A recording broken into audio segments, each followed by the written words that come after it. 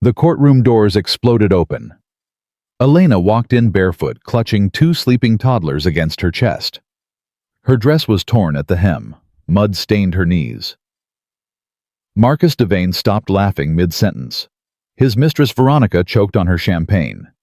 Everyone expected a broken woman crawling in to beg for scraps. Instead, Elena walked straight to the judge's bench and placed a sealed envelope on his desk. "Open it," she said. Judge Harrison Cole broke the seal. He read the first line. His face went white. The secret inside wouldn't just end a marriage, it would destroy an empire. Comment your city below. I want to see how far this story travels. The bailiff had seen plenty of drama in Manhattan family court. Crying wives, shouting husbands, lawyers throwing papers. But nothing prepared him for what walked through those doors at 9:07 a.m. on a Tuesday morning. Elena Martinez entered the courtroom barefoot. Her feet were dirty. Her gray dress hung loose on her thin frame, torn at the bottom hem. She carried two children, twins, maybe 3 years old, one on each hip. They were asleep, their small heads resting on her shoulders. She didn't look at the gallery packed with reporters. She didn't look at the expensive lawyers shuffling papers. She walked straight down the center aisle, her bare feet silent on the cold marble floor. Marcus Devane watched her approach. He sat at the petitioner's table in a navy blue Tom Ford suit that cost more than most people's monthly rent. His Rolex caught the fluorescent light. His posture screamed confidence. He leaned over to his lawyer, Arthur Blackwell. "She couldn't even afford shoes," Marcus whispered. "This is going to be easier than I thought." Arthur didn't respond. Something about the woman's walk bothered him. She moved like someone who knew exactly where she was going.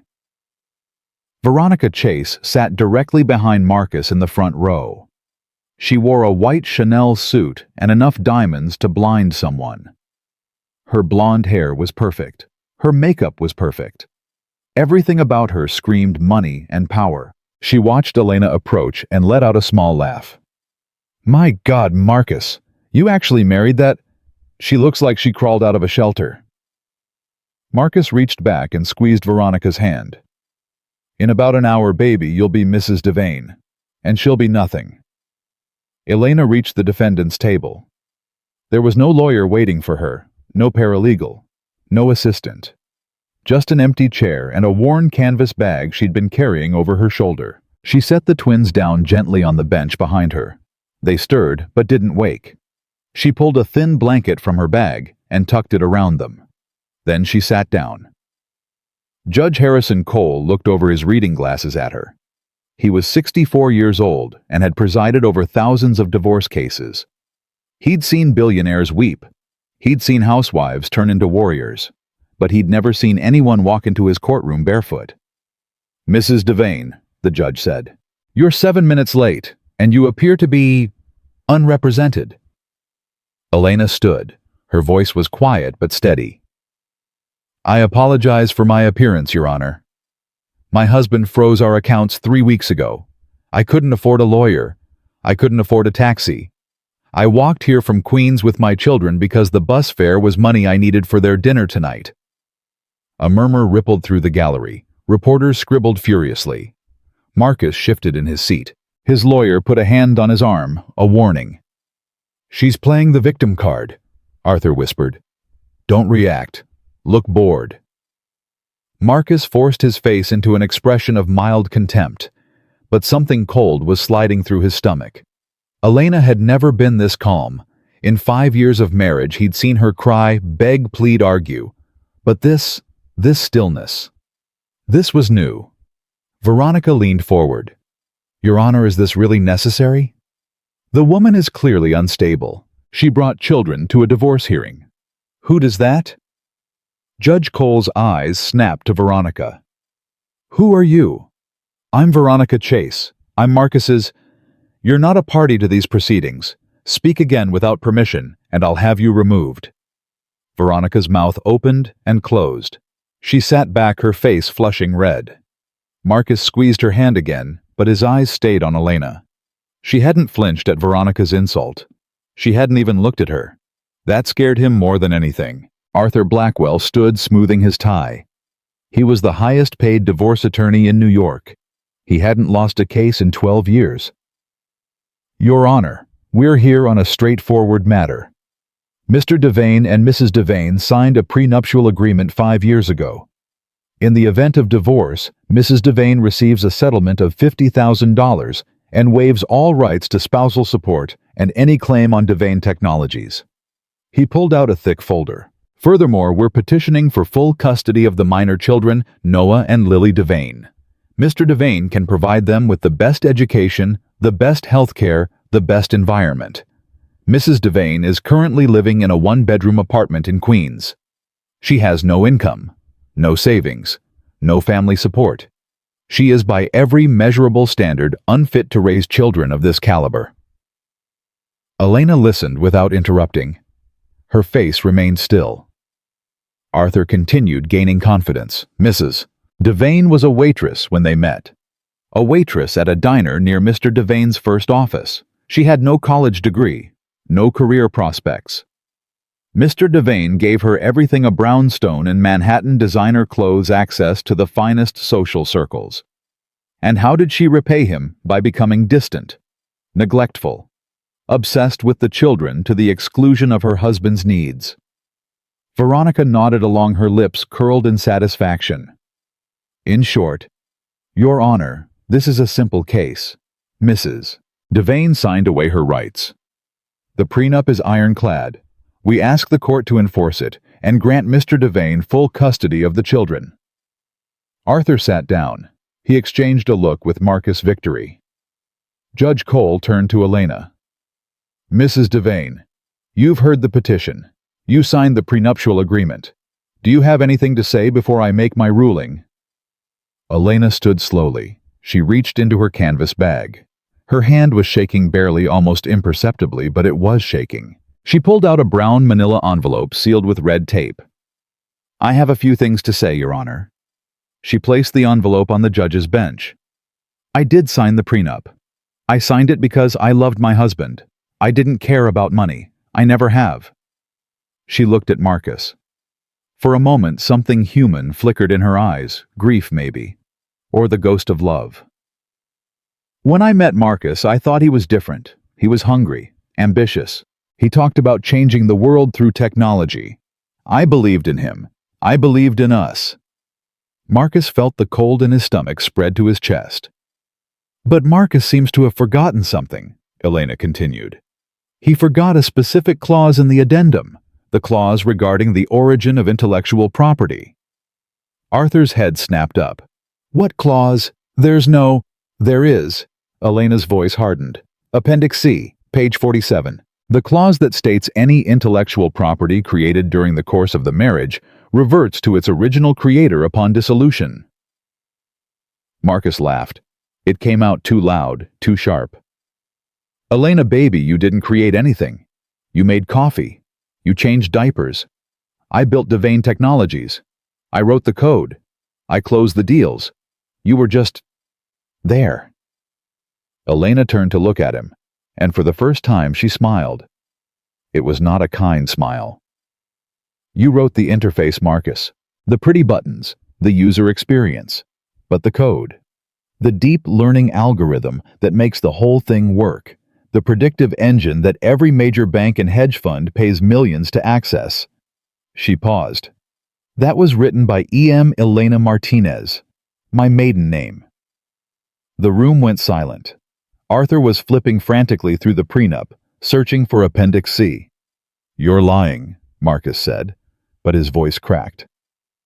Am I? Elena reached into her bag again. She pulled out a thick stack of papers.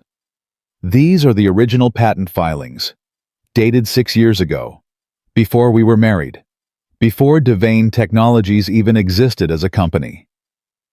She spread them on the table. The algorithm was mine. I developed it during my graduate work at MIT. I shelved it because I didn't want to attract attention. When I met you, I thought I could trust you. I gave you my work because I believed we were partners. Marcus stood up so fast his chair scraped against the floor. This is insane. Elena, you told me you dropped out of college. You said you never finished your degree. I lied. 2 words. They landed like bombs. Judge Cole was reading the patent documents, his face growing paler with each page. I lied because I was tired, Elena continued. Tired of people wanting me for my family's money. Tired of people trying to use me. I wanted to disappear. I wanted to see if I could make it on my own. She looked at Marcus. I wanted to see if someone could love me for me, not for what I could give them. Veronica stood up her chair, scraping loudly. This is ridiculous. She's making this up. She's a waitress. She's nobody. Marcus, tell them. Sit down, Miss Chase, Judge Cole warned. But Veronica couldn't stop. I know who she is. I've seen her tips. She couldn't calculate a 15% gratuity without a calculator. There's no way she wrote I spilled coffee on you 3 years ago, Elena interrupted calmly. At the diner on Lexington. You were with Marcus. You thought I didn't recognize you, but I did. I recognized the woman who was sleeping with my husband. The color drained from Veronica's face. I didn't say anything because I wanted to see how far Marcus would go. I wanted to know what kind of man I had married. Elena turned back to the judge. Your Honor, the algorithm is only part of what I need to tell you. There's something else, something about who I really am. Judge Cole looked up from the documents. His hands were trembling slightly. Mrs. Devane, these patent filings list a trust as the assignee, the Aurora Legacy Trust. Yes, and this trust, it appears to own the majority of Devane Technologies. Yes. Marcus felt the room tilt. What? No, I own the company. I'm the CEO. I have the shares. I have the... You have a title. Elena cut him off. You have a salary, but you don't own anything. You never did. Arthur had finally found Appendix C. He was reading it with horror spreading across his face. Mr. Devane, Arthur said slowly. Did you read this? Did you read what you signed? I skimmed it. You said it was standard. This isn't standard. Arthur's voice was barely a whisper. This says that in the event of dissolution of marriage due to infidelity, all management rights revert to the trust administrator. All assets purchased with company funds become trust property. And the listed administrator is... He looked up at Elena. You. Veronica grabbed Marcus's arm. What does that mean? What is he saying? Marcus couldn't speak. His mouth moved, but no sound came out. Elena answered for him. It means Marcus doesn't own Devane Technologies. It means the brownstone he kicked me out of belongs to the trust. It means the penthouse he moved Veronica into was purchased with my money. And it means... She paused, letting the silence stretch. It means Marcus is in debt to me for every penny he spent on things that weren't household expenses. Judge Cole did some quick mental math. Mr. Devane, based on these documents, you appear to owe the Aurora Legacy Trust approximately $12 million. The sound Marcus made was not quite human. It was the sound of a man watching his entire world collapse into dust. Arthur started packing his briefcase. What are you doing? Marcus demanded. I'm leaving. My retainer was paid from a Devane Technologies account. That account is apparently controlled by your wife, which means I've been working for her this whole time without knowing it. You can't leave. You're my lawyer. I was your lawyer. Now I'm nobody's lawyer. Good luck, Mr. Devane. You're going to need it. Arthur walked out. The heavy doors closed behind him. Marcus turned to Veronica. Tiff, Veronica. Baby. We need to think. We need to... But Veronica was already backing away from him. Her survival instincts were kicking in. She'd spent her whole life attaching herself to wealthy men. She knew when a ship was sinking. I didn't know, Veronica said loudly, looking at the judge. Your Honor, I had no idea about any of this. Marcus told me he owned everything. He told me she was just a leech. I'm a victim here. I'm as shocked as anyone. Veronica, Marcus's voice broke. What are you doing? I'm protecting myself. She pulled off the diamond bracelet Marcus had given her for her birthday. "Here, take it. I don't want anything that came from stolen money." She threw the bracelet on the floor. "You're throwing me under the bus," Marcus said, disbelief flooding his voice. "After everything I gave you. You gave me stolen goods. You made me an accomplice." Elena watched them turn on each other. She felt nothing.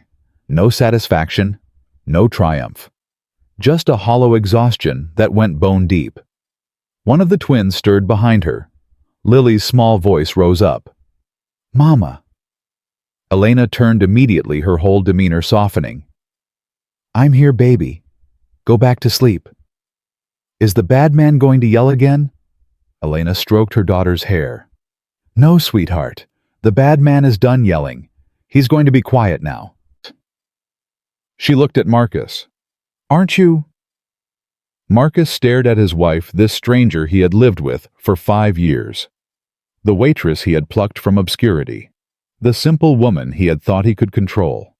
He had never known her at all. The courtroom doors opened again. 2 men in dark suits walked in. They moved with military precision. Behind them came a woman in a navy blazer holding up a badge. "FBI," she announced. "We have a warrant for the arrest of Marcus Devane and Veronica Chase." Veronica screamed. "What? Why me? I didn't do anything. Wire fraud, embezzlement, and attempted corporate espionage." The agent looked at Marcus. "Mr. Devane, were you aware that last week someone using your credentials attempted to sell the Devane Technologies algorithm to a foreign technology firm?" Marcus's face went gray. He looked at Veronica. You sent those emails." "You told me to find cash for the wedding," Veronica shrieked. "You said to be creative." "I said find cash, not sell the code. That's treason." "That's enough," the agent said. "You're both coming with us." The agents moved forward. Marcus was pushed against the table, his hands wrenched behind his back. The click of handcuffs echoed through the silent courtroom. Veronica kicked and screamed as they cuffed her. "This isn't fair. I didn't know I'm innocent. Marcus, tell them. Marcus!" But Marcus wasn't looking at her. He was looking at Elena. "You planned this," he said. "From the beginning. You planned all of it." Elena picked up Lily and took Noah's hand. "No, Marcus. I just paid attention. You were so busy looking down at everyone, you never noticed who was looking up." She turned to the judge. "Your Honor, may I take my children home now? It's past their nap time." Judge Cole looked at the chaos unfolding before him, the handcuffed CEO, the screaming Mistress, the reporters going wild in the gallery. Then he looked at the mother standing calm in the center of the storm, holding her children. "Case dismissed," he said. "Go home, Mrs. Devane." Elena walked toward the doors. The crowd parted for her. But just before she reached the exit, a man stepped into her path. He was older, maybe 60, with a scar running down his left cheek. He wore a black suit that probably cost more than the average American's annual salary. His eyes were cold. "Miss Elena," he said, "your father sends his regards." Elena froze. "My father is in a coma. He's been in a coma for 3 years." The man smiled. It didn't reach his eyes. "Miracles happen. The car is waiting." Elena looked at her children. She looked at the courtroom behind her where Marcus was being dragged away in handcuffs. She had won the battle. But looking at this man, she realized the war was just beginning. "Lead the way," she said. And she walked out of the courtroom into the blinding flash of 100 cameras toward a future she couldn't predict and a past she thought she'd escaped. The black SUV smelled of leather and something else, something chemical, like the air in a hospital. Elena clutched Noah and Lily against her chest as the vehicle pulled away from the courthouse. The tinted windows turned the Manhattan skyline into a blur of gray shapes. The man with the scar sat across from her. He hadn't spoken since they got in the car. He just watched her with those cold, calculating eyes. "Where are we going?" Elena asked. "The Hamptons, the estate." Elena's stomach dropped. She hadn't been to that house in over 10 years. She'd sworn she would never go back. "I'm not taking my children there." The man, she remembered his name now, Silas, her father's head of security, since before she was born, tilted his head slightly. "Miss Elena, your father is dying. He wants to see his grandchildren before he goes. Surely you can grant a dying man that small kindness." "My father doesn't do kindness. He does transactions." Silas smiled. It was the smile of a wolf watching a rabbit. "You've grown up. Good. You'll need that spine for what comes next." Noah stirred in her arms. His small voice was thick with sleep. "Mama, where are we going?" "We're going to meet someone, baby. It'll be okay." But even as she said the words, Elena wasn't sure she believed them. The drive took 2 hours. Elena watched the city give way to suburbs, then to the sprawling estates of the ultra-wealthy. The houses got bigger. The walls got higher. The security cameras multiplied. Finally, they turned onto a private road. Iron gates swung open automatically. The SUV rolled up a gravel driveway lined with oak trees that had been planted before the Civil War. And there it was. The Ashworth estate rose up from the manicured lawn like a Gothic cathedral. It was all gray stone and pointed spires built by Elena's great-great-grandfather with money made in railroads and steel. 27 bedrooms, 15 bathrooms, a ballroom that could hold 300 guests. Elena had spent the first 19 years of her life in this house. She had learned to walk on its marble floors. She had learned to read in its vast library. She had learned to be afraid in its shadowy hallways. The SUV stopped at the front entrance. Silas opened the door. "He's in the library. He's been waiting." Elena stepped out, holding the twins' hands. The wind off the Atlantic was cold and sharp. It cut through her thin dress. "Elena." Silas's voice stopped her. "A word of advice. Don't lie to him. He already knows everything.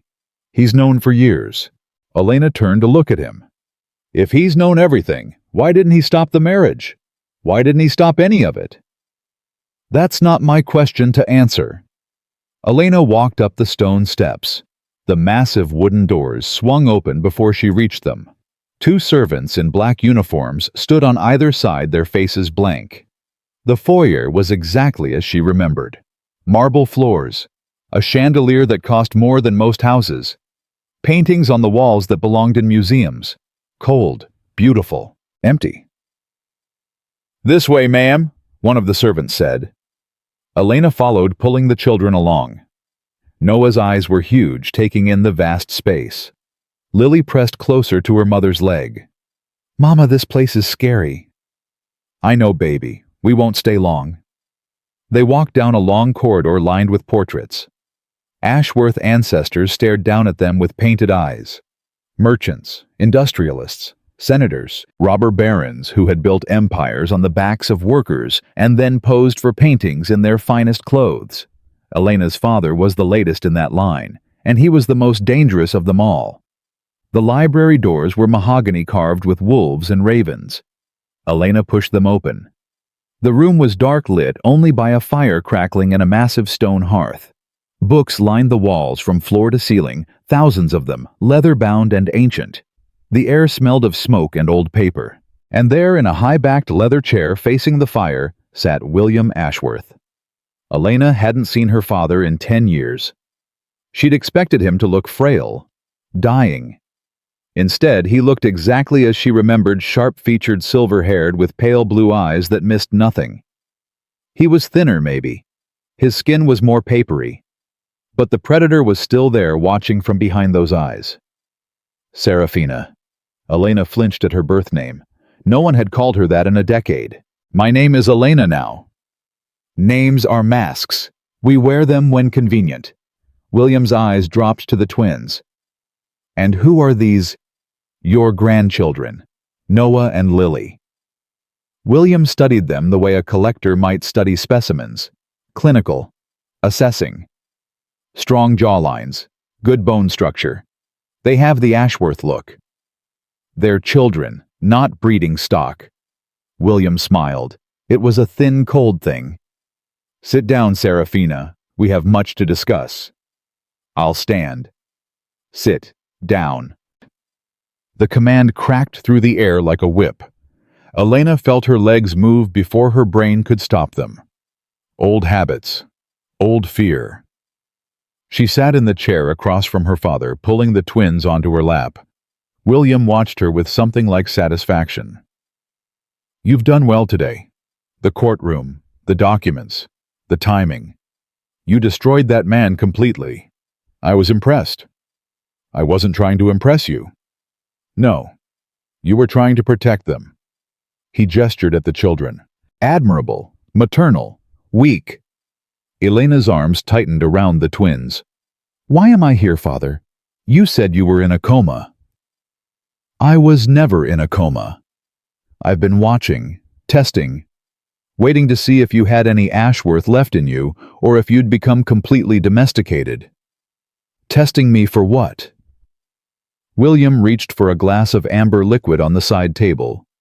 He took a slow sip. I'm dying. For real this time. 6 months, maybe less. The doctors in Switzerland have tried everything. My liver is failing. My kidneys are shutting down. The empire needs an heir, Serafina. And despite your best efforts to pretend otherwise, you are my only child. Elena felt a strange mix of emotions. Grief. No. She'd grieved for her father long ago, when she realized the man who raised her was incapable of love. This was something else. Relief, maybe, and underneath that fear. What do you want from me? I want you to come home.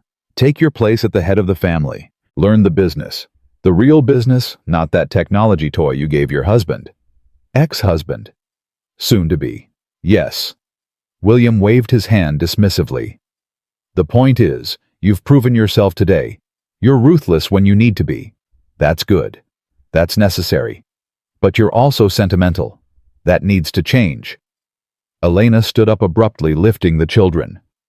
I'm not staying here. I'm not raising my children in this house. You can leave your empire to whoever you want. I don't want it. She turned toward the door. If you walk out that door, William said calmly, your children walk into poverty. Elena stopped. The trust controls everything, Serafina. Your technology company, your patents, your bank accounts. And I control the trust. I can give you the keys to a $40 billion kingdom, or I can leave you with nothing but the clothes on your back. Elena turned slowly. You would do that to your own grandchildren. I would do what's necessary to secure the family legacy. Always have. Always will. Elena's mind was racing. She thought about the envelope she'd given the judge, the documents proving her ownership, the patents, the contracts. But those documents only proved she owned the intellectual property. The trust, the real power, was still in her father's hands. What exactly are you proposing?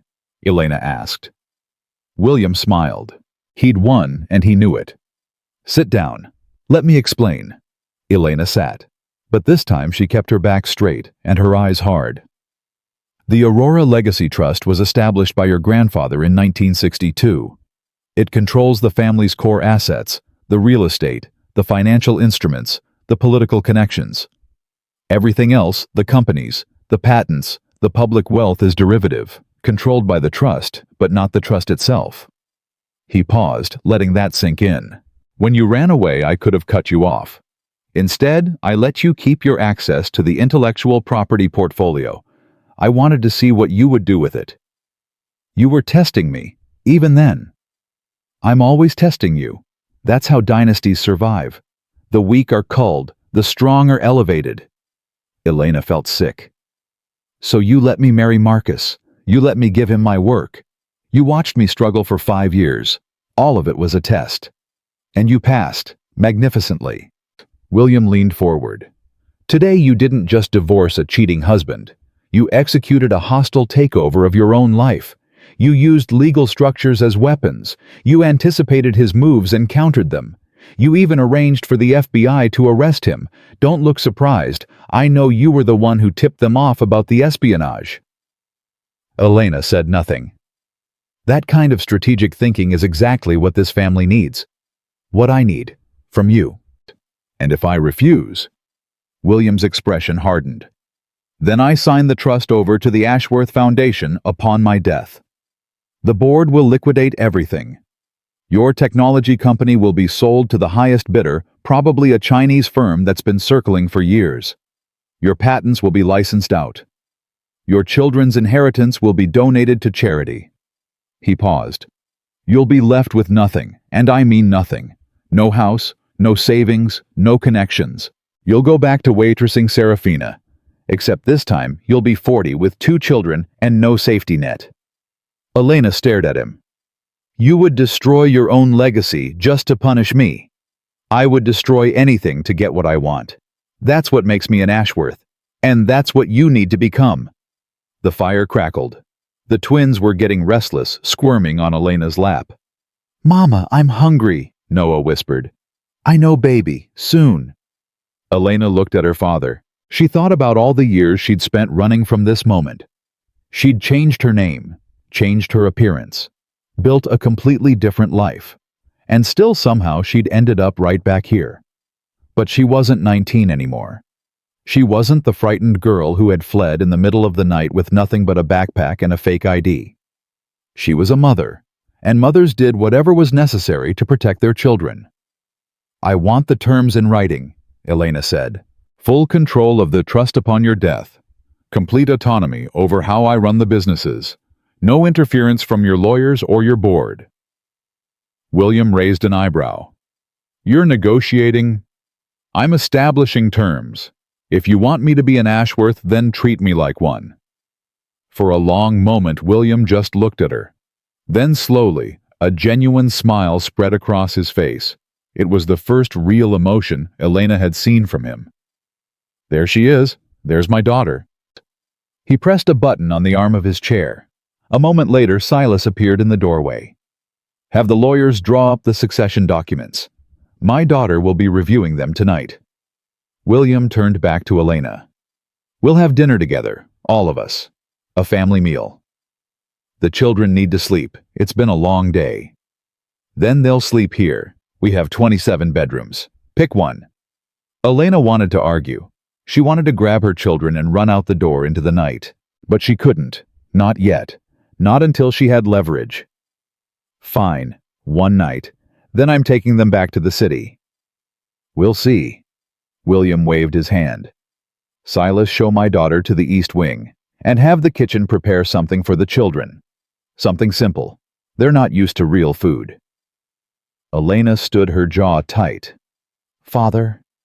William looked up. I'm not staying because you threatened me. I'm staying because I need to understand what I'm dealing with. But make no mistake, I will never let you control me, or my children. If you try, I will burn this entire empire to the ground before I let you have them. William's smile didn't waver. That's exactly what I'm counting on. Elena turned and walked out of the library, Silas falling into step beside her. He's not as strong as he pretends, Silas said quietly as they walked. The illness is real. 6 months might be generous. Elena didn't respond. Your mother was like you, fierce, protective. She was the only one he ever loved. Elena stopped walking. Her mother had died when she was 7. A car accident on a rainy night. At least that's what she'd been told. Don't talk about my mother. I'm just saying he sees her in you. That's why he wants you back.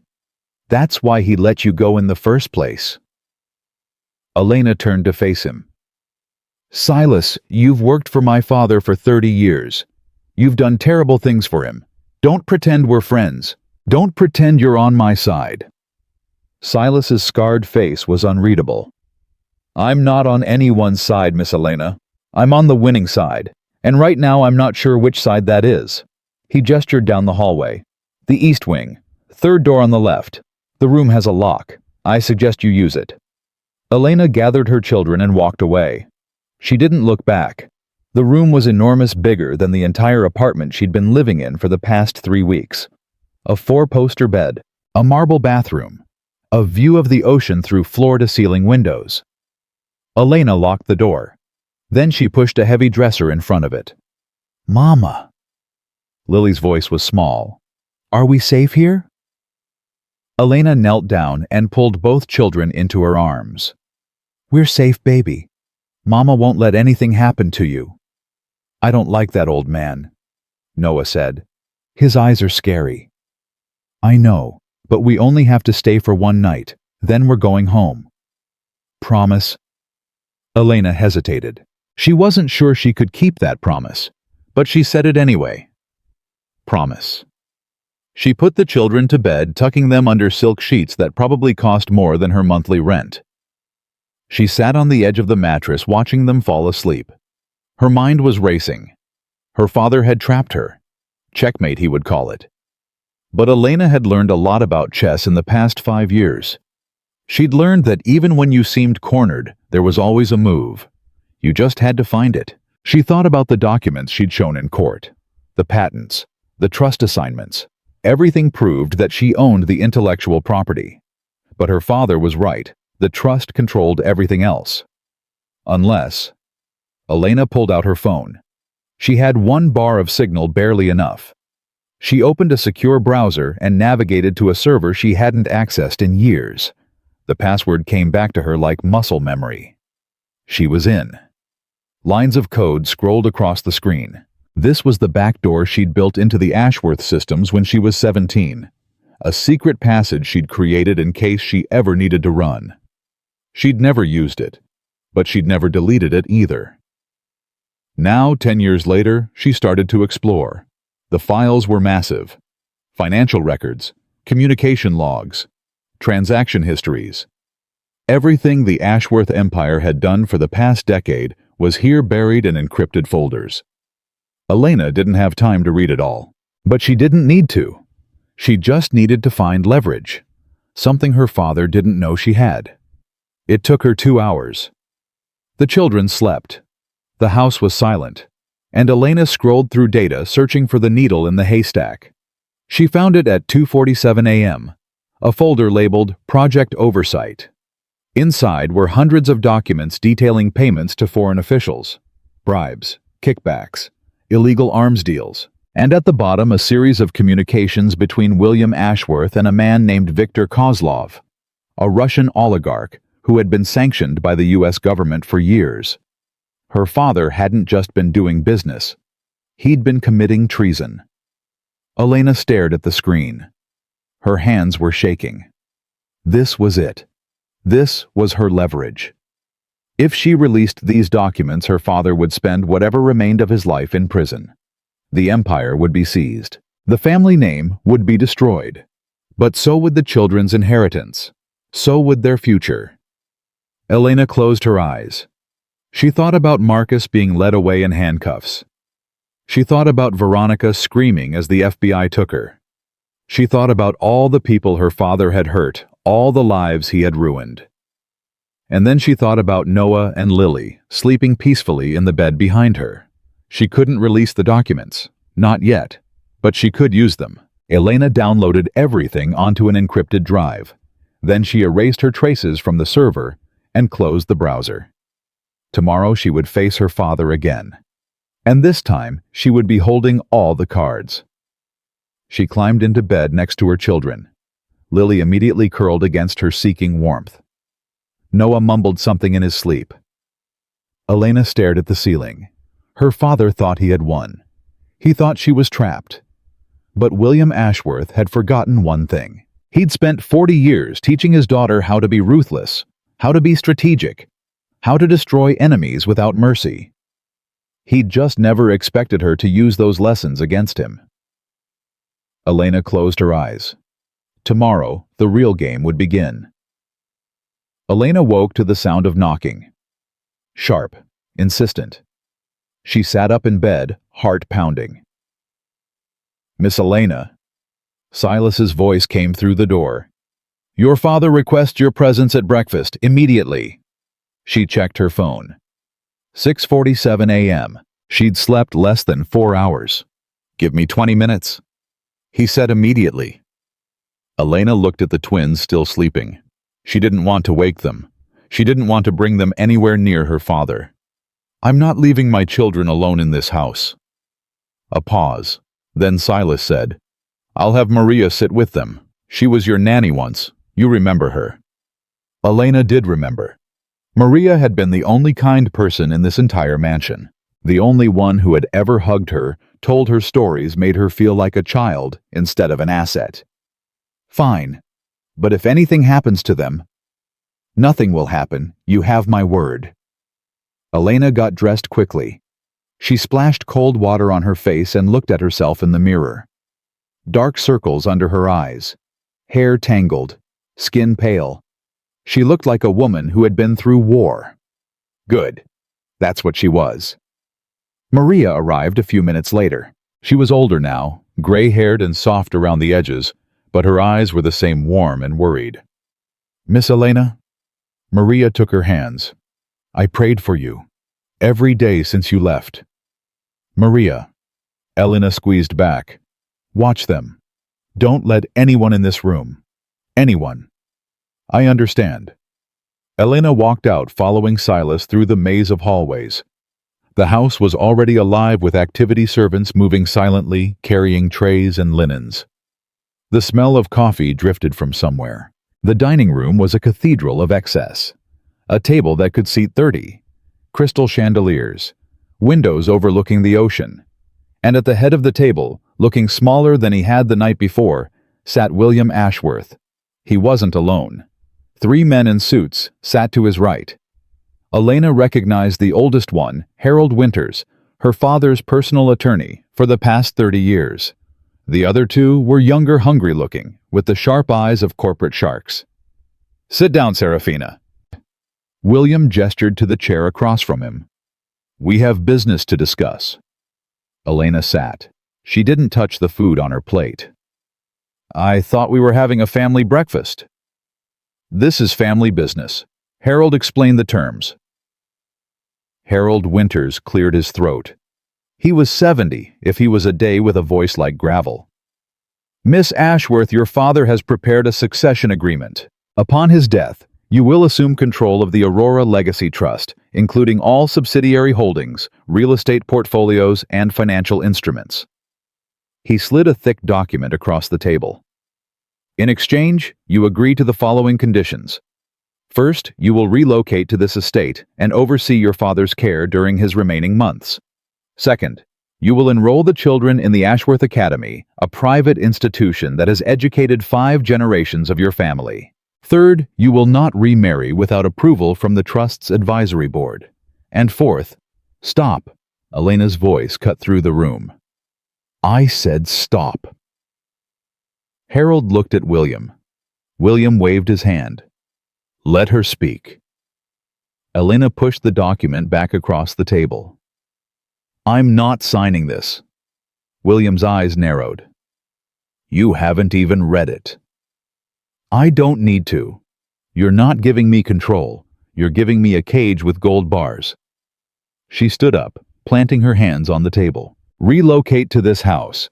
You want to trap me here where you can watch my every move. Enroll my children in your academy. You want to indoctrinate them, turn them into little soldiers for your empire. And I can't remarry without board approval. You're trying to control who I love for the rest of my life." She leaned forward. "This isn't succession, Father. This is ownership, and I'm not for sale." The room went silent. The 2 young lawyers exchanged nervous glances. Harold Winters looked like he'd swallowed a lemon. William took a slow sip of his coffee. "You're being emotional, Serafina. These conditions are standard for families of our stature. The Rockefellers have similar clauses. The Rothschilds. I don't care what other families do. I care about my children, and I will not raise them in this prison." William set down his cup. His expression hardened. "Then we have nothing to discuss. Silas, escort my daughter and her children off the property. They can find their own way back to Queens." He turned back to his lawyers. "Begin the process of transferring the trust to the foundation. Liquidate all holdings. Donate everything to charity. If my daughter wants to be poor, I'll make sure she gets her wish." Elena felt her heart hammering. This was it. The moment of truth. She reached into her pocket and pulled out the encrypted drive. "Father." William looked up. Before you make any decisions, you might want to see what's on this. She tossed the drive onto the table. It skittered across the polished wood and stopped in front of Harold Winters. "What is that?" William asked. "Insurance. Open it." Harold looked at William. William nodded. One of the young lawyers produced a laptop. He plugged in the drive and opened the first folder. The color drained from his face. "Sir, this is—" "Read it out loud." The lawyer swallowed hard. "It's a communication log between you and someone named Victor Kozlov, dated 3 years ago." William's jaw tightened almost imperceptibly. "The conversation discusses payment transfers to government officials in Ukraine and Georgia. It references weapons shipments, and it includes bank account numbers in the Cayman Islands that—" "That's enough." William's voice was ice. The lawyer stopped. The room was dead silent. Elena watched her father. His face was a mask, but she could see the calculations happening behind his eyes, the threat assessment, the damage control. "Where did you get this?" William asked quietly. "From the server you thought no one could access. The one you built when I was 16. You had me design the security protocols. Remember? You said it would be a good learning experience." Elena smiled. It was not a pleasant smile. "You taught me everything, Father, including how to leave back doors." William stared at her for a long moment. Then slowly he began to laugh. It was a dry rattling sound. It went on for several seconds.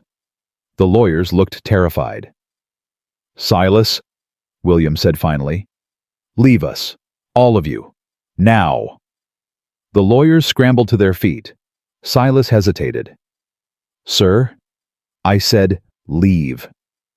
Silas nodded once and walked out. The doors closed behind them with a heavy thud. Father and daughter were alone. "You're blackmailing me," William said. "I'm negotiating. There's a difference." "The difference being, blackmail is crude. You taught me to be surgical." Elena sat back down. "Those files are currently stored on 3 separate encrypted servers, one in Switzerland, one in Singapore, one in Iceland. If I don't enter a specific code every 24 hours, they automatically upload to the New York Times, the Wall Street Journal, the FBI, the CIA, and Interpol." William's eyes flickered, just for a second. But Elena caught it. "You're bluffing." "Am I?" She pulled out her phone and showed him the screen. A countdown timer. 22-14-37, 22-14-36, 22-14-35. In about 22 hours, the world finds out that William Ashworth isn't just a businessman. He's a war criminal, an arms dealer, a traitor to his country. She put the phone away. "Or you can give me what I want, and these files never see the light of day." William studied her. His expression was unreadable. "What do you want?" "Full control of the trust. Effective immediately, not upon your death. I become the sole administrator with complete authority over all assets and decisions." "That's not possible. The trust has a board." "Dissolve the board. You have the power. Use it." William's jaw tightened. "What else?"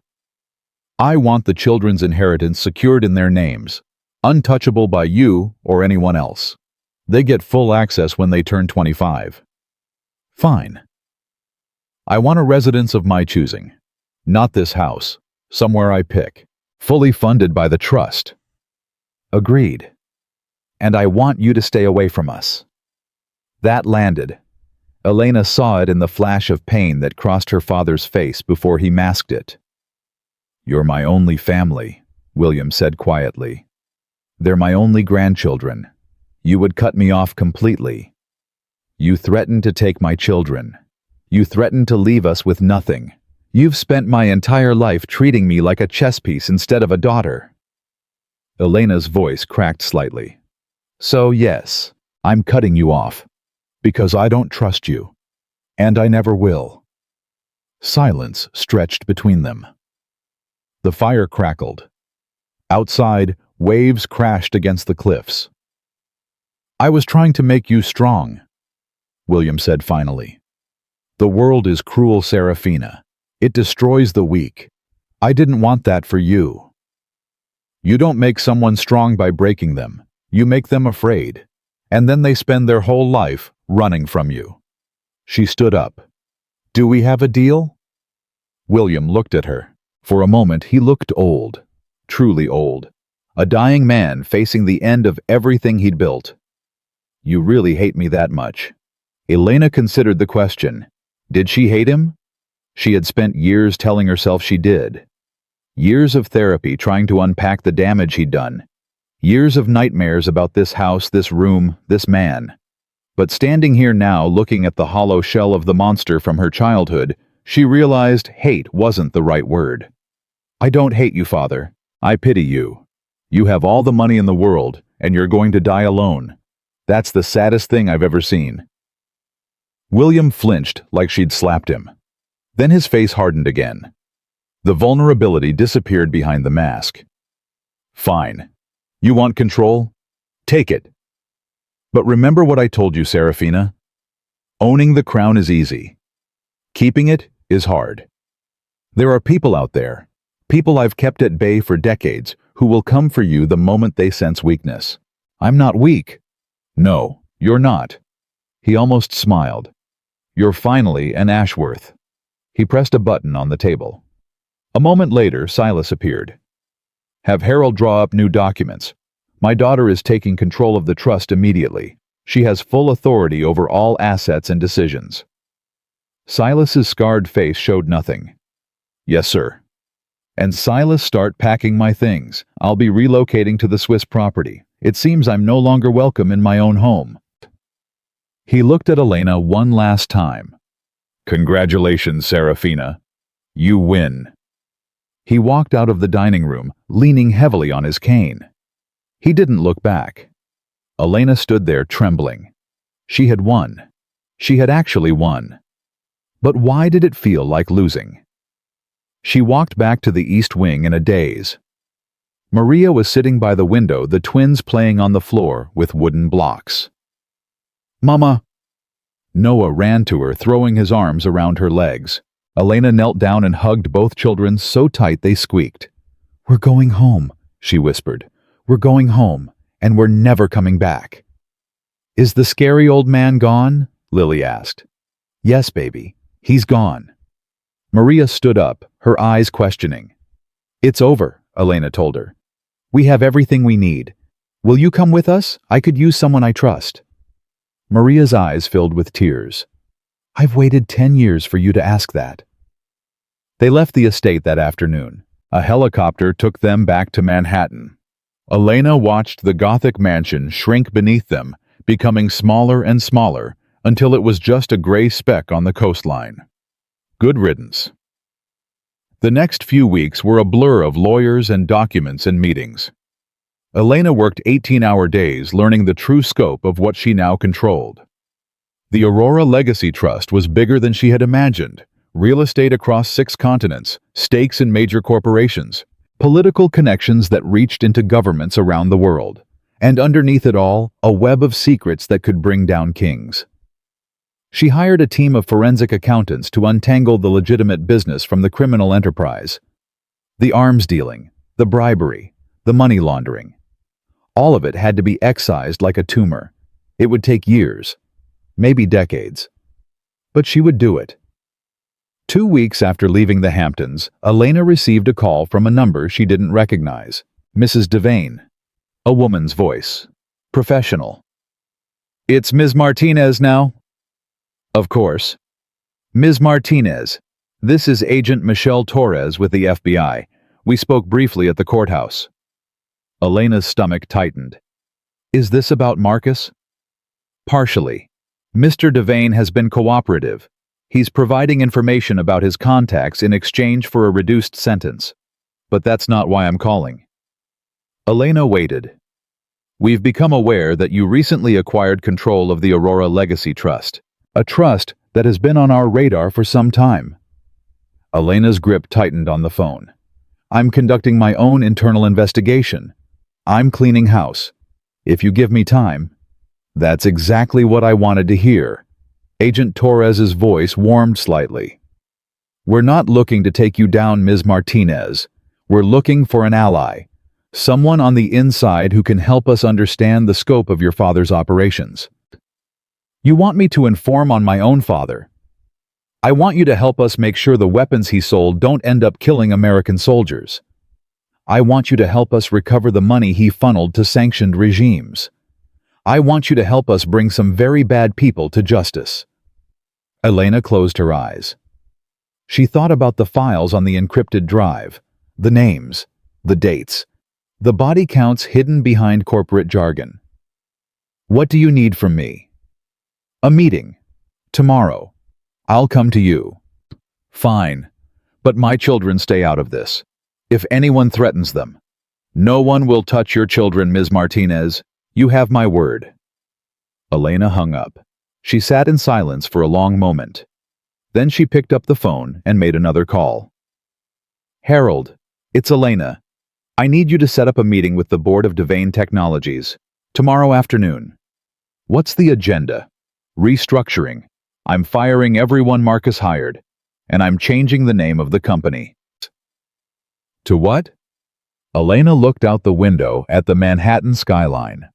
Somewhere out there, Marcus was sitting in a cell, learning what it felt like to lose everything. Somewhere, Veronica was working a retail job, her dreams of being a billionaire's wife turned to ash. And somewhere, William Ashworth was dying alone in a Swiss clinic, finally understanding that his daughter had become something he never anticipated. "Aurora," Elena said. "The company is called Aurora now." She hung up. The battle was won, but the war was just beginning. That night, Elena put the twins to bed in their new apartment. It was a penthouse on Fifth Avenue, $20 million, fully funded by the trust. It had bulletproof windows, a panic room, and 24-hour security. She wasn't taking any chances. "Mama," Noah's voice came from the darkness. "Yes, baby." "Are we rich now?" Elena laughed softly. "Yes, sweetheart, we're rich." "Duh. Does that mean we can have ice cream for breakfast?" "Sometimes. Not every day." "Okay." He was quiet for a moment. "Mama." "Yes." "I'm glad the bad man is gone. The one with the scary eyes." Elena stroked his hair. "Me too, baby. Me too."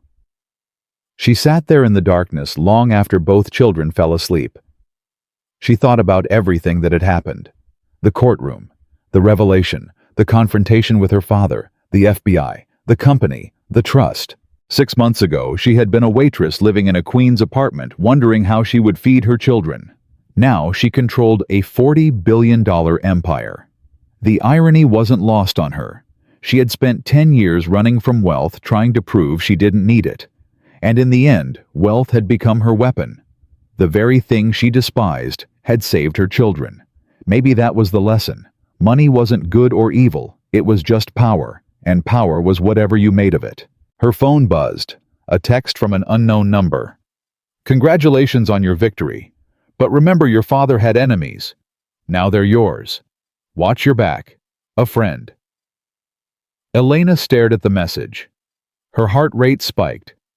She walked to the window and looked out at the city below. Millions of lights. Millions of people. And somewhere among them, someone was watching. She thought about deleting the message, ignoring it, going to sleep and pretending everything was fine. Instead, she saved the number and typed a reply. "Who are you?" 3 dots appeared. Someone was typing. Then, someone who knew your mother. Someone who knows the truth about how she died. Elena's blood went cold. Her mother had died in a car accident. That was what she'd been told. That was what everyone had always said. But standing in the darkness, staring at that message, Elena suddenly wasn't sure of anything. She typed back, "Meet me, tomorrow. Name the place." The response came immediately. "Central Park, the Bethesda Fountain, noon. Come alone." Elena looked at her sleeping children. She looked at the message on her phone. Her father had warned her. The crown was easy to take. Keeping it was hard. She was about to find out just how hard. Elena arrived at Bethesda Fountain 20 minutes early. She wore sunglasses and a baseball cap, her hair tucked underneath.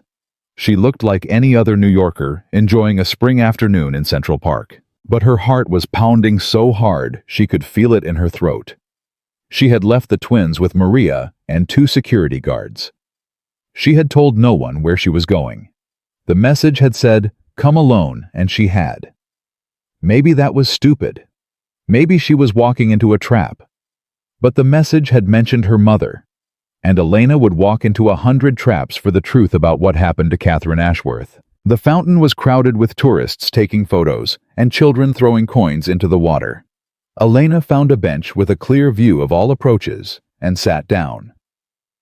11:47. 13 minutes.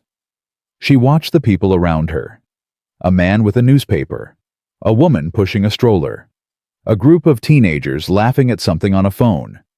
Any of them could be a threat, or none of them. 11:55. A figure appeared at the edge of the plaza. A woman, older, maybe 60, with silver hair cut short and practical. She wore a simple gray coat and walked with the confidence of someone who had been dangerous once. The woman scanned the crowd. Her eyes found Elena. She smiled slightly and walked over. "You came alone. Good." Elena didn't stand. "Who are you?" The woman sat down on the bench, leaving a careful distance between them. "My name is Margaret Chen. I worked for your father for 15 years. I was head of security before Silas." Elena studied her face. There was something familiar about it, something she couldn't quite place. "Why did you leave?" "I didn't leave. I was removed. Your father discovered I was investigating something he wanted kept buried. My mother's death." Margaret nodded slowly. "Catherine was my friend. The only real friend I ever had in that house. When she died, I didn't believe it was an accident, so I started digging." Elena's hands were trembling. She pressed them against her thighs. "What did you find?" Margaret was quiet for a long moment. She watched a group of pigeons fighting over breadcrumbs. "The night your mother died, she wasn't alone in the car. There was someone with her, a man named David Reyes. He was your mother's lawyer. He had been helping her prepare divorce papers." Elena felt the ground tilt beneath her. "Divorce papers. Your mother was leaving your father, Elena. She had been planning it for months. She was going to take you with her. She had evidence of his criminal activities, evidence she was planning to give to the FBI." Elena couldn't breathe. The sounds of the park faded away. All she could hear was the rushing of blood in her ears. The accident happened on a stretch of road with no witnesses. The brakes failed. The car went off a cliff into the Hudson. Both bodies were recovered. The death was ruled accidental.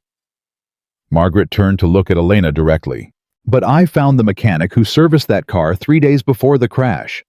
He told me someone paid him $50,000 to tamper with the brake lines. He was killed in a robbery 2 weeks later, shot in the head." Elena's vision was blurring. She realized she was crying. "My father killed her. I couldn't prove it, not then, but I kept digging.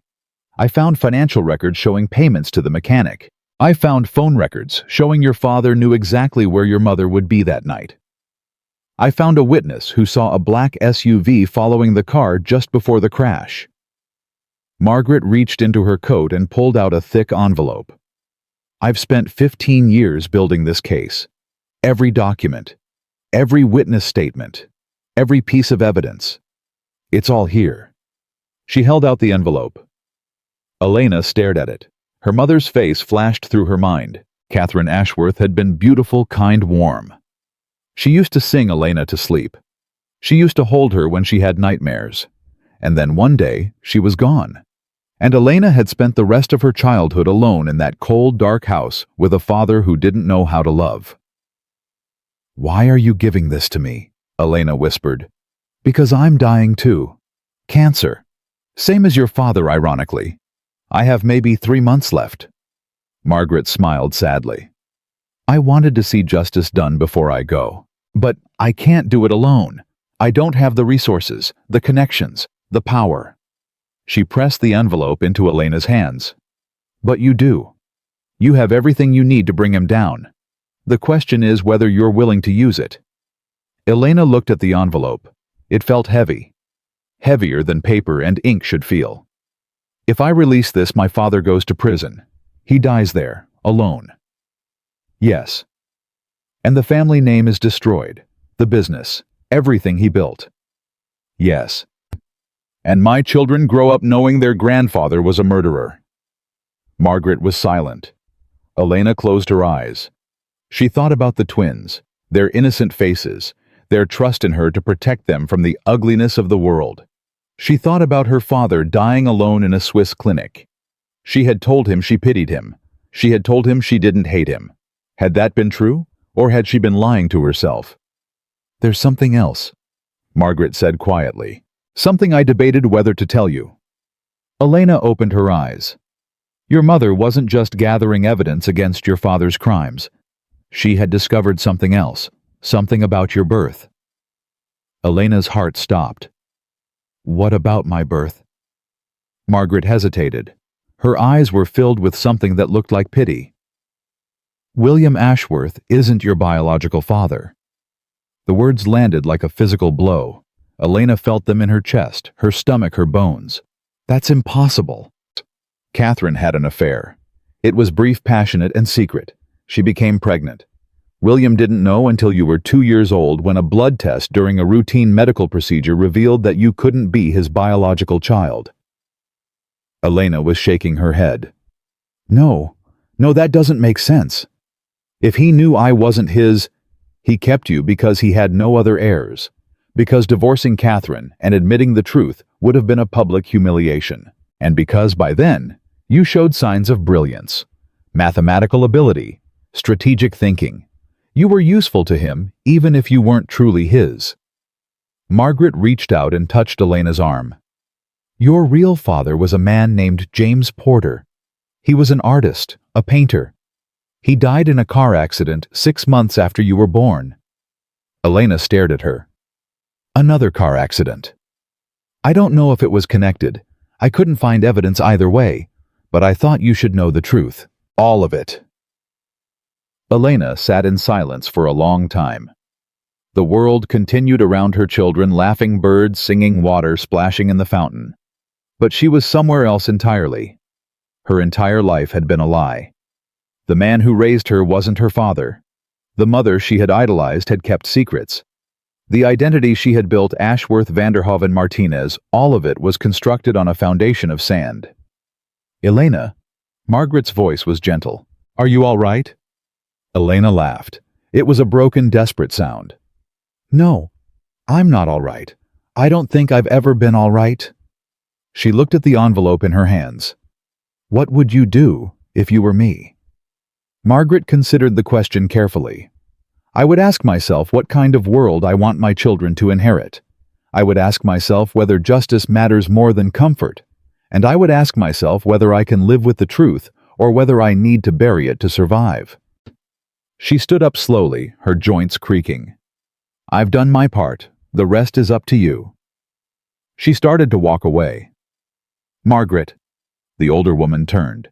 "Thank you for telling me, for caring about my mother." Margaret smiled. It transformed her face, made her look younger. "Catherine was the best person I ever knew.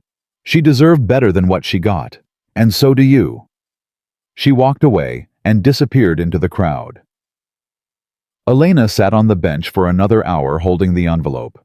She didn't open it. She wasn't ready. When she finally got up and walked home, the sun was setting. The city was turning gold and orange, beautiful and indifferent. That night, after the twins were asleep, Elena locked herself in her study and opened the envelope. There were hundreds of pages inside.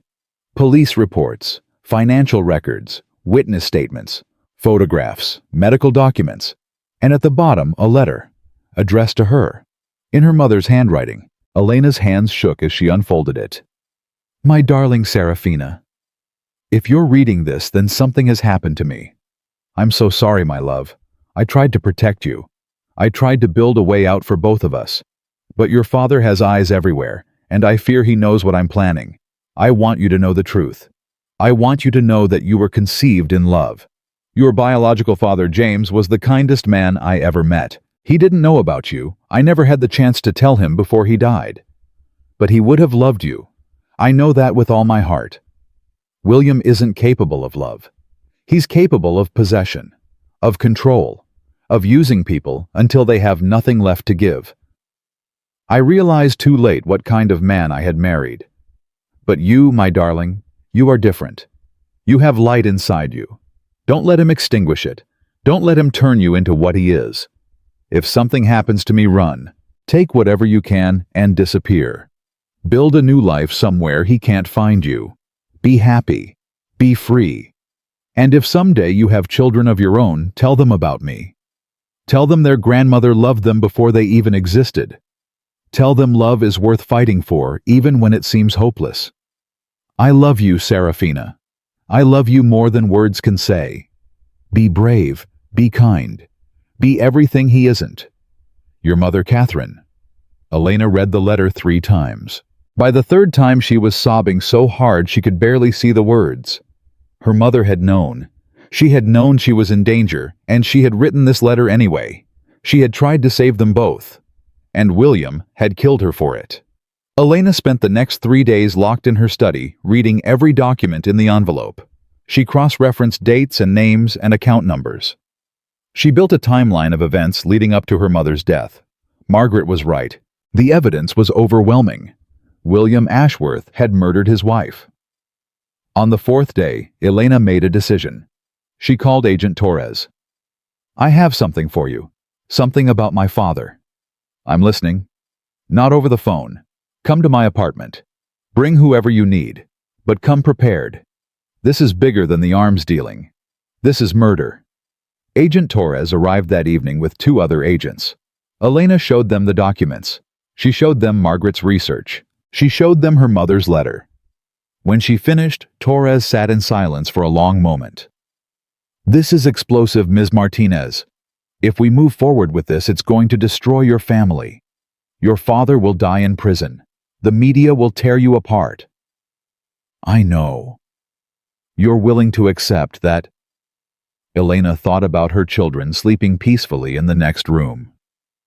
She thought about her mother dead at the bottom of a river for trying to escape. My father murdered my mother. He spent 40 years hiding behind money and power and lawyers.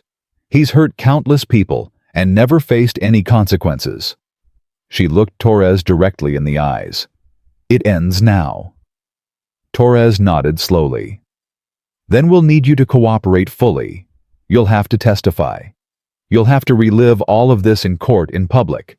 Are you ready for that? I've been ready my whole life. I just didn't know it. The wheels of justice moved slowly, but they moved. Elena spent the next 2 months working with the FBI, providing documents, answering questions, identifying assets that needed to be seized. She signed papers. She gave depositions. She prepared herself for what was coming. She also prepared the children.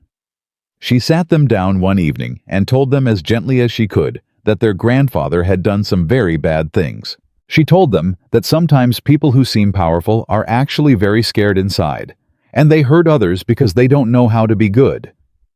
Is Grandpa going to go to jail? Noah asked. Yes, sweetheart, he is. Good, Lily said firmly. He was mean to you, Mama.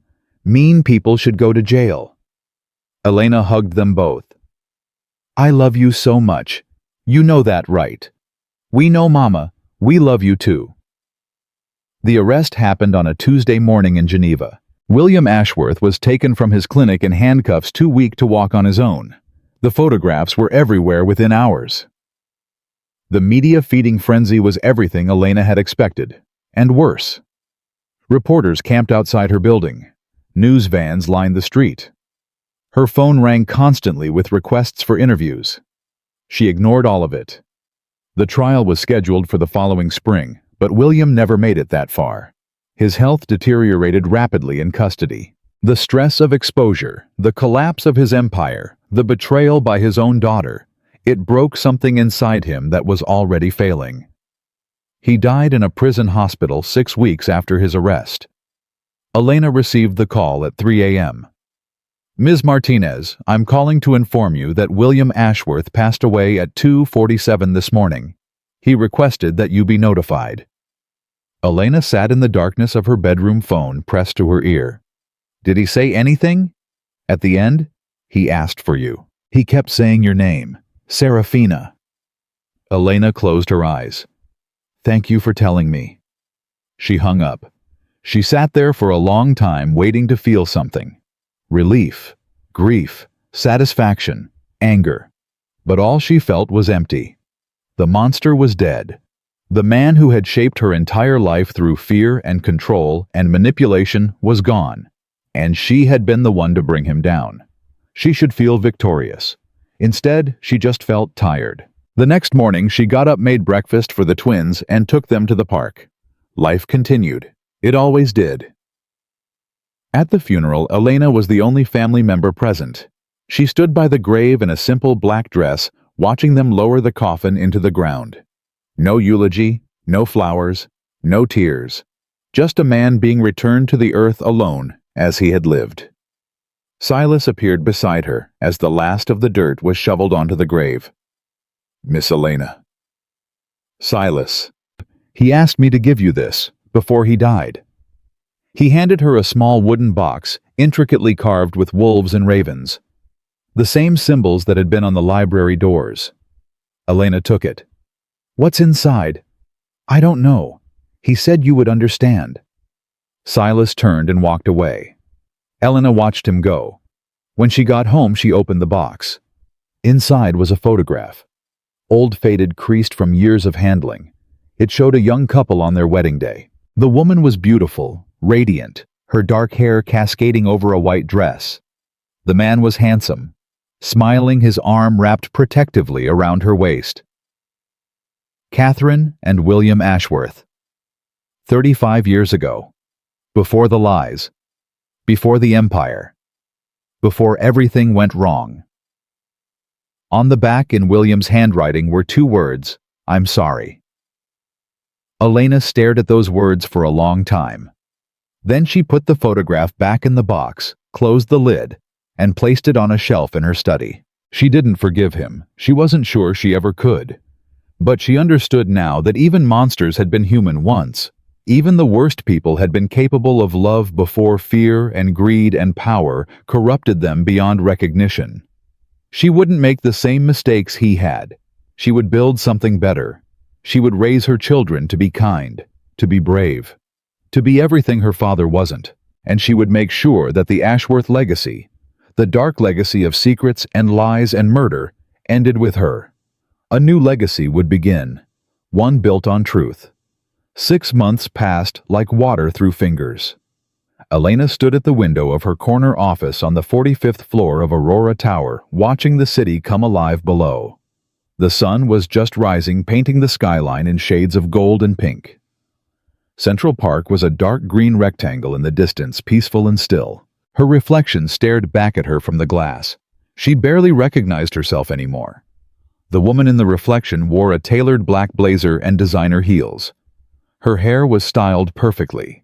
Her posture radiated authority. She looked like someone who had always belonged in boardrooms and corner offices.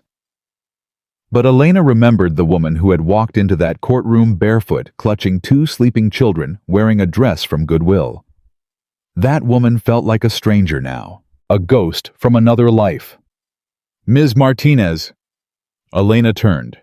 David Chen, her executive assistant, stood in the doorway with a tablet in his hand.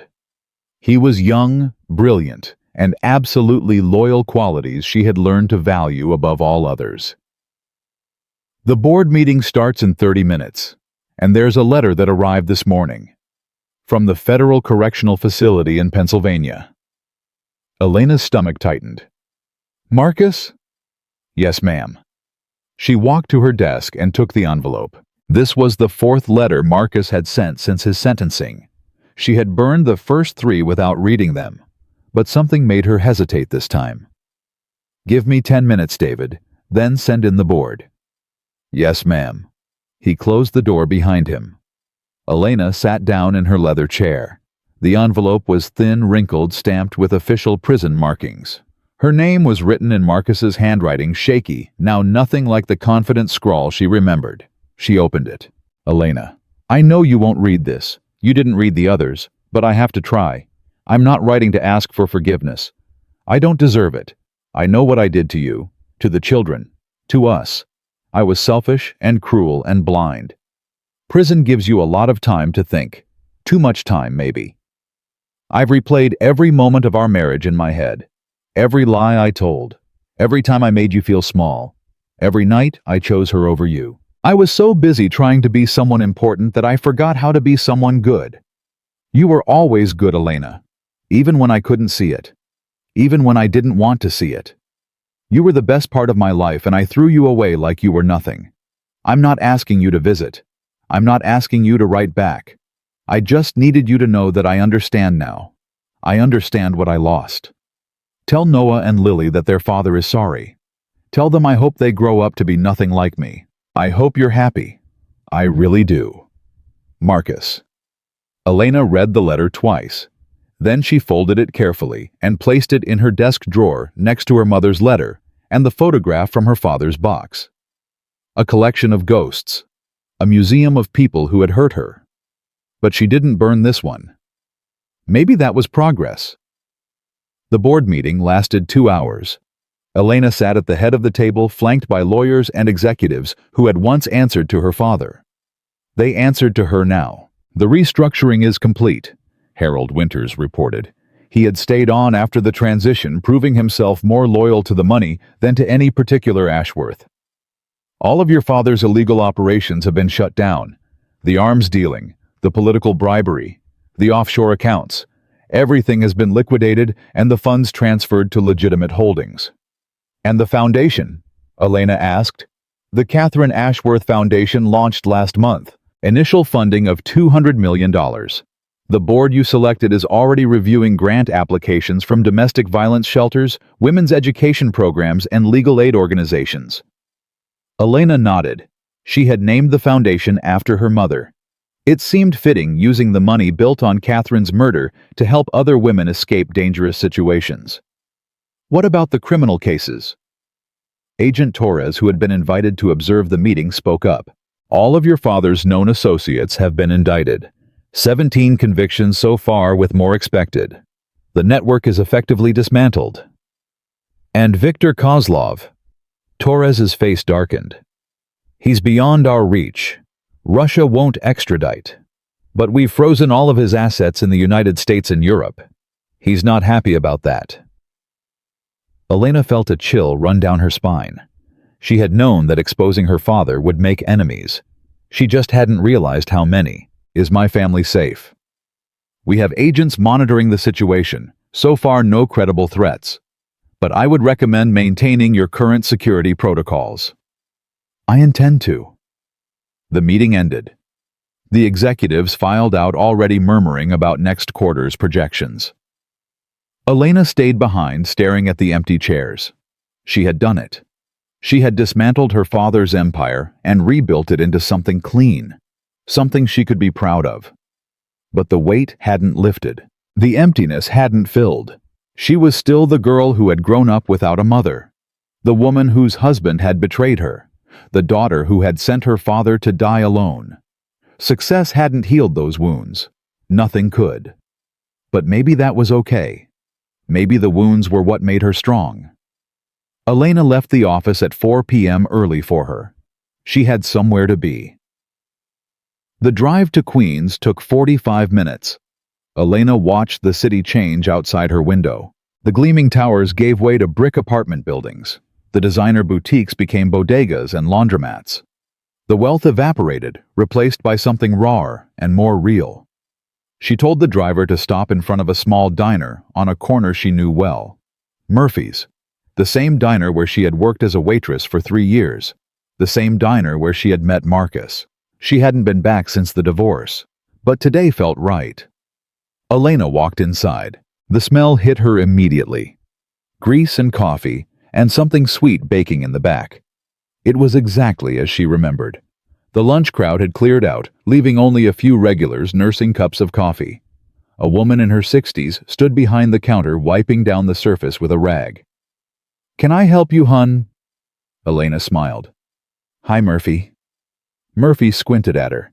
Then her eyes went wide. Little Elena Martinez." "It's been a while." Murphy came around the counter and pulled Elena into a crushing hug.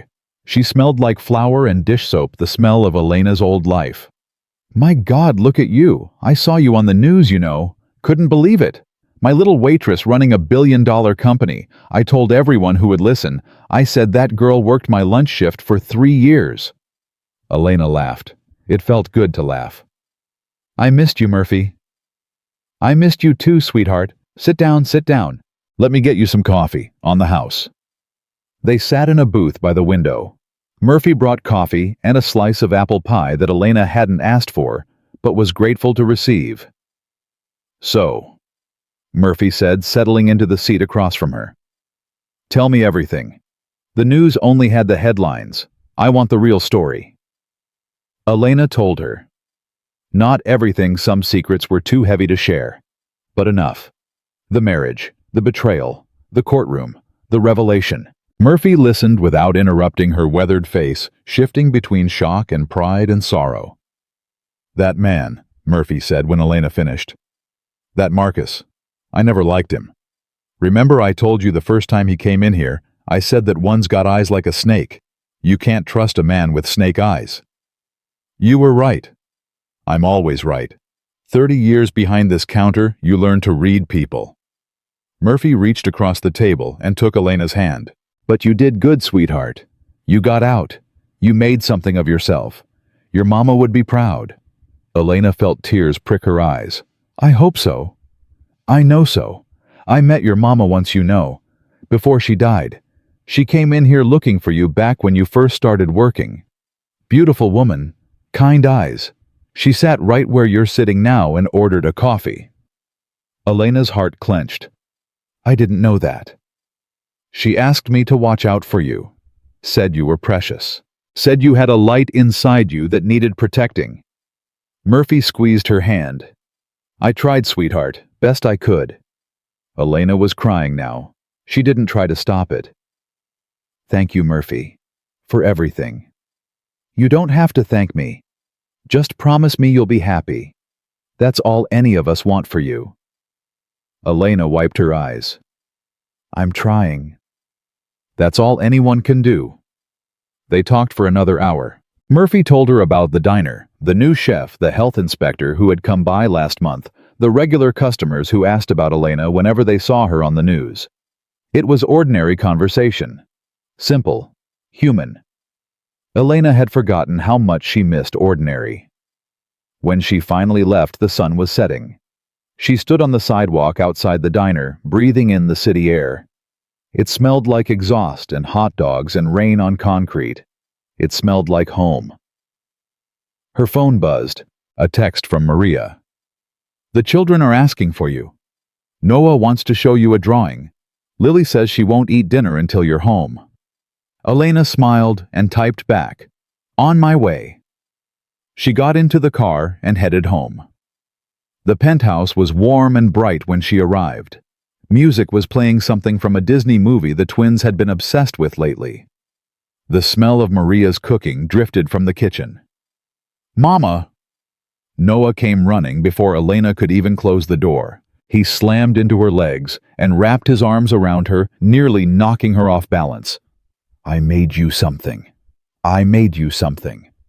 You have to see it. I want to see it. Show me." He grabbed her hand and dragged her into the living room, where Lily was sitting on the couch with her arms crossed. "You're late," Lily said. Her tone was accusatory, but her eyes were relieved. "I'm sorry, sweetheart. I had to visit an old friend." "You have friends?" Elena laughed. "I used to. I'm trying to make more." Noah thrust a piece of paper into her hands. "Look. Look." Elena looked. It was a drawing done in crayon. A tall figure with brown hair stood in the center, holding hands with two smaller figures. Behind them was a big building with lots of windows. The sun was shining. Everyone was smiling. That's you, Noah explained, pointing at the tall figure. And that's me and Lily. And that's our house. And that's the sun because you said we're going to be happy now. Elena felt her heart crack open in the best possible way. It's beautiful, sweetheart. It's the most beautiful thing I've ever seen. She knelt down and pulled both children into her arms. They squirmed and complained they were getting too old for this, they insisted, but they held on just as tight. I love you, Elena whispered. I love you both so much. We know, Mama, Lily said. You tell us every day. And I'll tell you tomorrow, and the day after that, and the day after that. Forever. Forever. They had dinner together. Maria had made pasta with meatballs, the twins' favorite. They sat around the kitchen table like a real family, passing bread and telling stories about their day.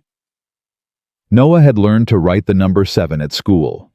Lily had made a friend named Sophie who had a hamster. Small things, ordinary things, precious things. After dinner, Elena tucked them into bed. She read them a story, 3 stories actually, because Noah kept asking for just one more. She kissed their foreheads and turned off the lights and stood in the doorway watching them fall asleep. These were the moments that mattered, not the board meetings or the business deals or the billion-dollar empire. These quiet moments, these ordinary miracles. This was what she had fought for. This was what she had nearly lost. She would never take it for granted again. Later that night, Elena sat in her study with a glass of wine going through the day's correspondence. Most of it was routine business proposals, charity requests, interview invitations. But one envelope caught her attention. It was small and elegant with no return address. Her name was written in calligraphy. She opened it. Inside was a single card with a message written in blue ink. Congratulations on everything you've accomplished. Your mother would be so proud. I know because I was proud of her too. I've watched you from afar for many years, hoping this day would come. If you ever want to know more about who you really are, I would be honored to meet you. My name is Isabella Porter. James was my brother. You are my niece, and you are not alone. With love, your family. Elena stared at the card. James Porter. Her biological father. The artist who had died before she was born. She had a family. A real family. Someone connected to her by blood, not by manipulation or fear. She didn't know what to do with that information. It was too big, too overwhelming to process. But for the first time in her life, she felt something she had never felt before. Hope. Not hope that things would be easy. They wouldn't be. She had enemies who wanted her dead. A company that demanded her constant attention. Children who needed her to be strong even when she felt weak. But hope that she could handle it. Hope that she wasn't alone. Hope that the future held more than just survival. She picked up her phone and composed a message to the number that had been written on the back of the card. Isabella, I would like to meet. Tell me when and where. She pressed send. Then she finished her wine, turned off the lights, and went to bed. The next morning, Elena woke early. The sun was just coming up, casting long shadows across the bedroom floor. She got dressed, made coffee, and walked to the window. The city stretched out before her, endless and alive.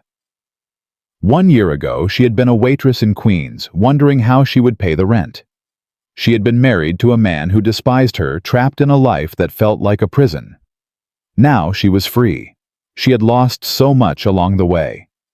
Her mother, her marriage, her father, her innocence.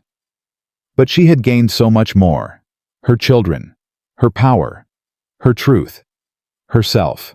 The old Elena, the scared girl who had run from her family, the desperate wife who had accepted cruelty as love, the broken woman who had believed she deserved nothing that Elena was gone. In her place stood someone new, someone stronger, someone who had walked through fire and emerged not unscathed, but unbroken. The door opened behind her. Small footsteps padded across the floor. "Mama!" Lily's sleepy voice called out. "Are you okay?" Elena turned and smiled at her daughter. "I'm okay, sweetheart. I'm more than okay." Lily walked over and leaned against her mother's legs. Noah's still sleeping. He snores like a bear. Elena laughed. He does, doesn't he? Mama. Yes, baby. Are we going to be happy now for real?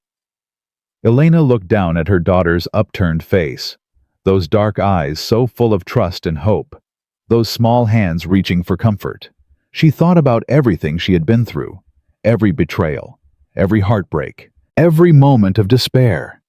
And she thought about everything that lay ahead, the challenges, the dangers, the unknowns.